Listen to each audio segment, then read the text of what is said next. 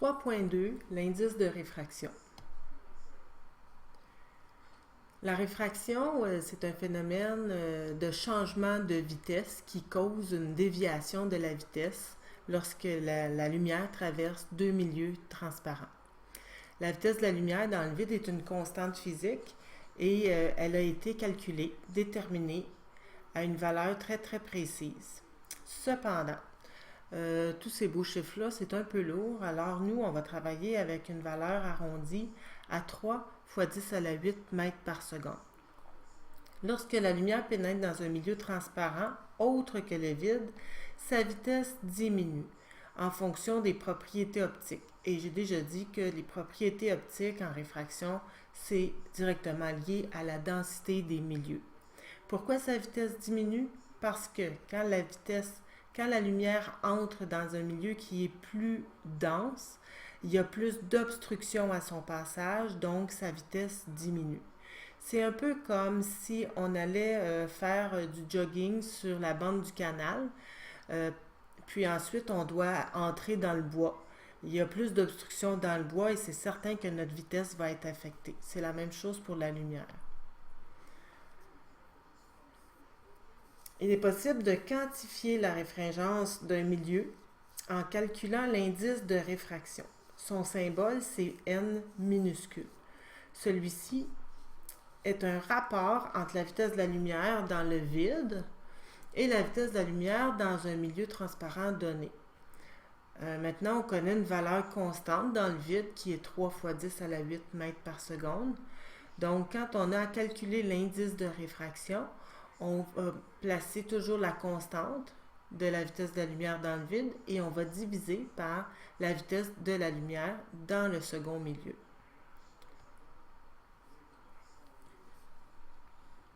L'indice de réfraction est toujours supérieur à 1, sauf pour le vide, pour lequel il est rigoureusement égal à 1.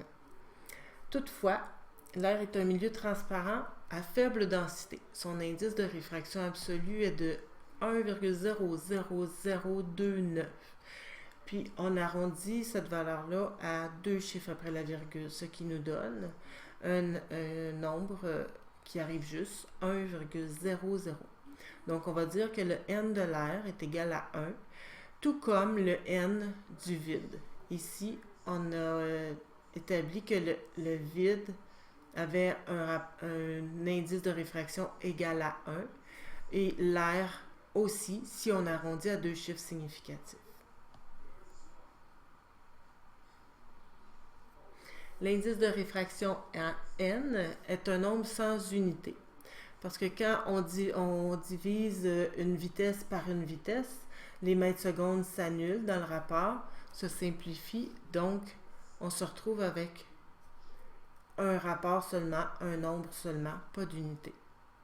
Un exemple maintenant, la vitesse de la lumière dans un liquide est de 2,25 fois 10 à la 8 mètres par seconde.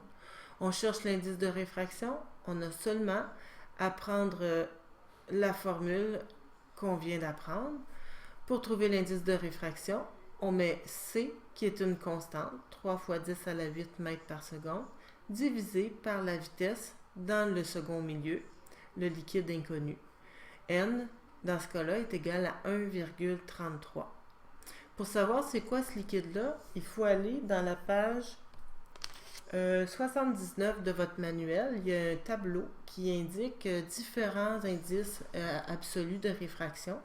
Et le 1,33 correspond à l'eau.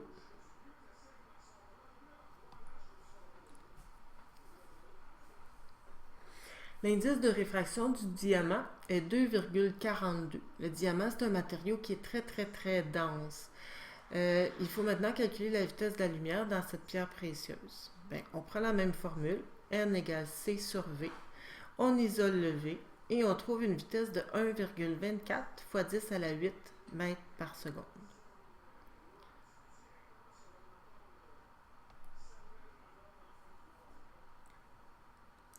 L'indice de réfraction, en quelque sorte, c'est une mesure du facteur de réduction de la vitesse de la lumière dans le vide, lorsque celle-ci passe du vide à un milieu réfringent, un milieu plus dense.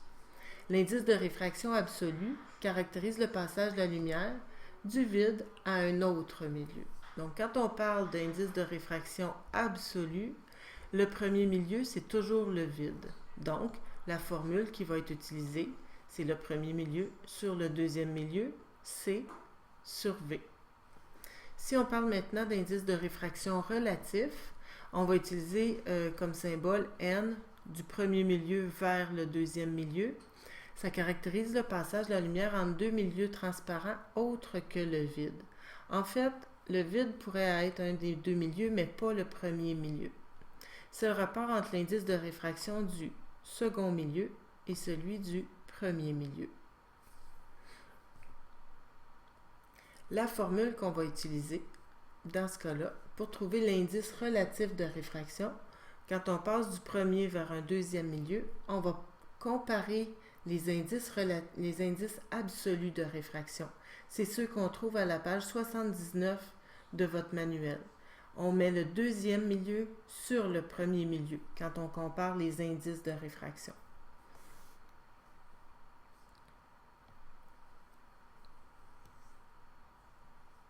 Des exemples maintenant. Votre manuel, page 81, le numéro 6.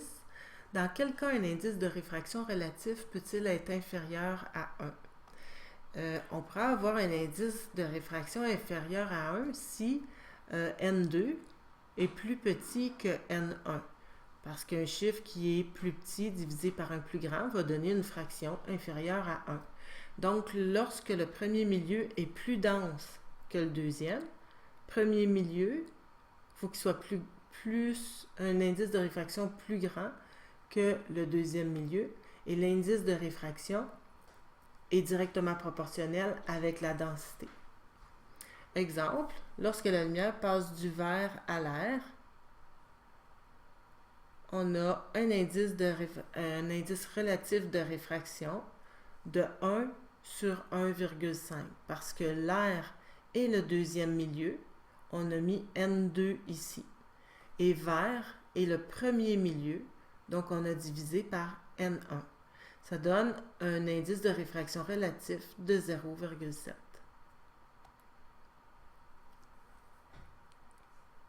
Dernier exemple, manuel, page 81, le numéro 7. Lorsqu'un rayon lumineux passe d'un milieu A à un milieu B, les indices de réfraction N des deux milieux valent respectivement 1,50 et 1,36. Quel est le milieu le moins réfringent? Quand on prend la formule ici, parce que ça c'est des indices absolus de réfraction, le milieu le moins réfringent, c'est celui qui a l'indice de réfraction le plus faible. Je m'explique. N, lorsqu'on compare la vitesse de la lumière dans le vide, divisé par la vitesse de la lumière dans le second milieu, si N est grand, c'est que C est beaucoup plus grand que V. Si C est certainement toujours beaucoup plus grand que V, c'est pour ça qu'on obtient des indices relatifs absolus toujours plus grands que 1. Beaucoup plus grand que V. Donc V est dans un milieu plus dense, donc plus réfringent. Le milieu ayant un N de 1,50 est le milieu le plus réfringent. Donc la question, c'est quel est le milieu le moins réfringent? Le milieu le moins réfringent correspond à celui qui a un indice de réfraction absolu de 1,36.